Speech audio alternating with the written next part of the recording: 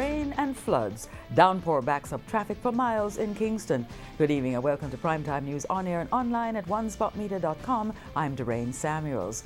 Also this evening, is there no other way? Chief Justice questions proposal to prosecute citizens who refuse to give biometric data for NIDS.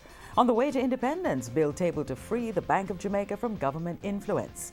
Hunting them, Trelawney police after gang members who escaped their dragnet after killing 3 in shootout. Worrying, USF concerned falling revenues could hamper its push to open more free Wi-Fi hotspots. And in the business news, ease the burden. Opposition spokesman once again called for GCT threshold to be increased. There's also sports commentary and weather in this newscast. But before the break, the feedback question.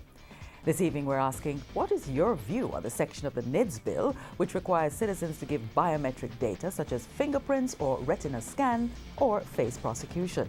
Share comments online, facebook.com/televisionjamaica and tweet @televisionjam. Please stay with us. Primetime News returns after this break.